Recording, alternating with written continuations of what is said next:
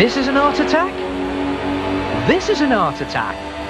This is Art Attack.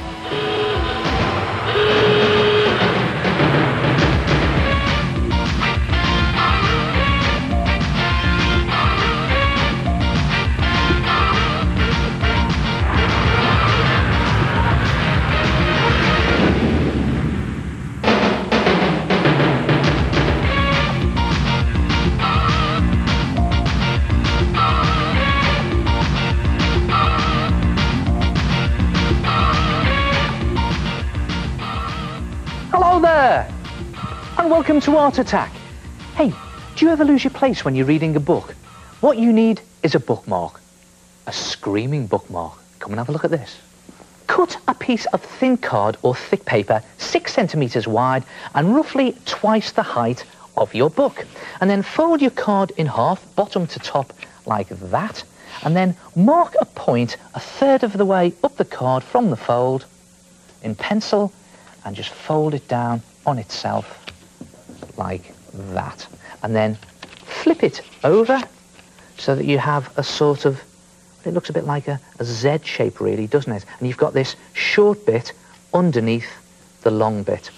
And then take a felt pen and draw the top lip of a mouth above that fold there, and the bottom lip of a mouth below the fold.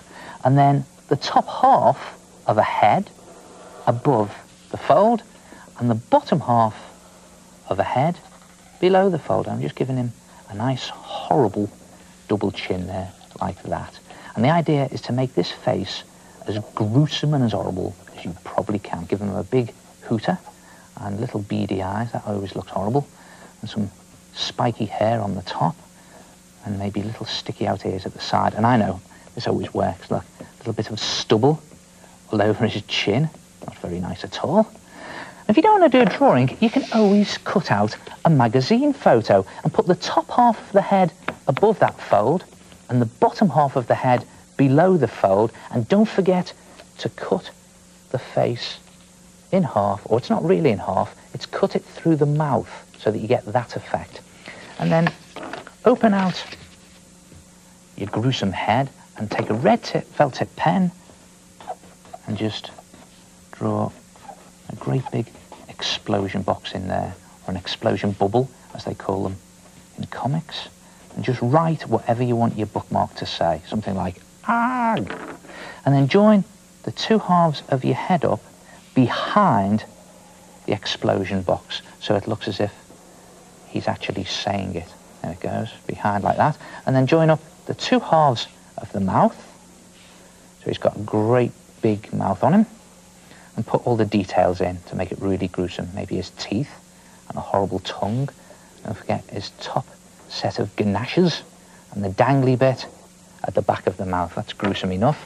And then colour the whole thing in so it looks something like that. And then fold it back together again and just hook it over the page of your book that you're up to. Now, I haven't even started this art book yet, so I'll put him right there at the beginning of the book, and then stand him up, and he's ready.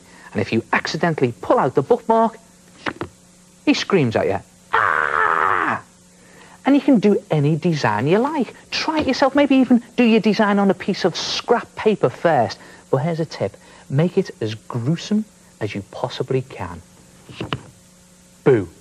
And if you do a photograph, don't forget to colour in between the two halves of the head, and I've put her saying, "Ew."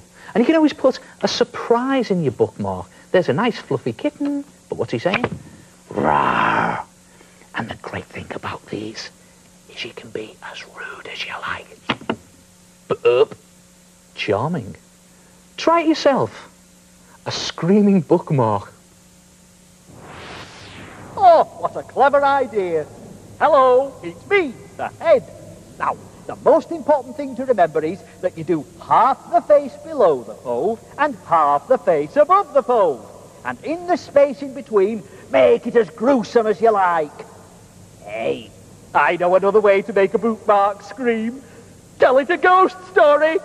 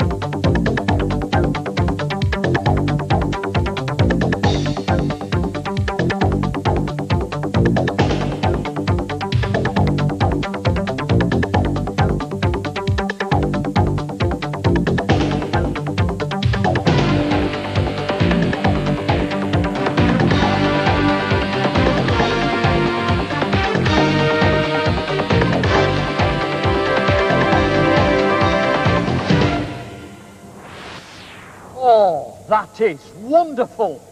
I have done a magnificent picture out of a carpet. It's of one of the great sights of Moscow. It's called the Red Square.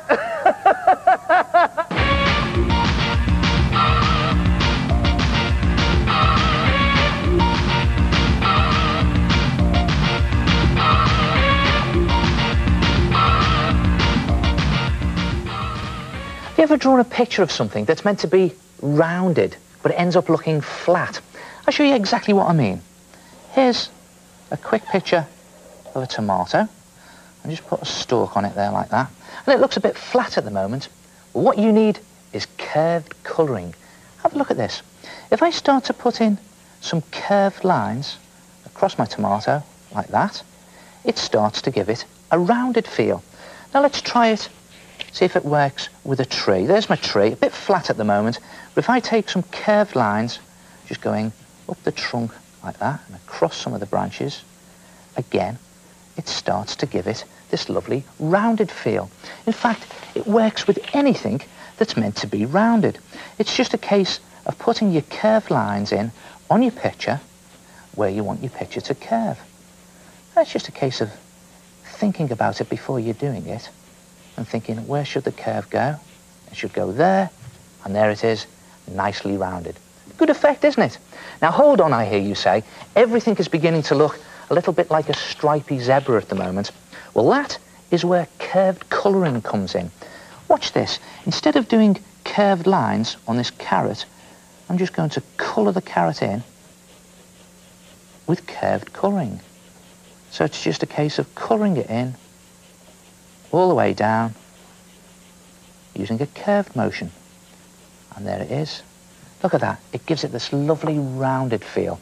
And if you're not too sure where your curves should go, then you can always put in some guide curves. Now here's a head, so I want his hair to be nice and rounded across there like that. And maybe on his face as well, put some guide curves in just to help me. And when your guide curves are in, just colour in around your guide curves. There it goes. And on his hair, when you do it, obviously you can do it a bit neater than I'm doing it here. Just doing it to show you. There it is, all the way down, and it gives his head this lovely rounded feel.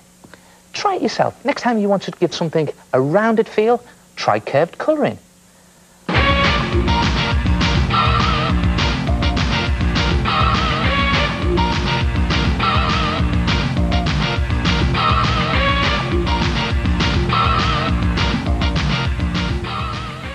Hello, my name's Matthew. I made my flower by scoring, folding and cutting strips of card and then sticking them onto a blue background. Hello, my name is Danielle. I chose colours on my flower because I think they go well together. I made leaves by cutting strips of paper with my ruler to make a 3D effect. Ah, who needs expensive garden centres? That's a real good art attack. Now to do this, you need a piece of green paper or thin card, and you just need to draw a squiggle in the shape of a flattened S on it. And then around that, draw a leaf shape, like that. You notice I'm using pencil here. Well, that's so I can rub it out later on. And then take a pair of scissors and just wrap some sticky tape around the scissors, like that. You know what I'm going to do here now, don't you?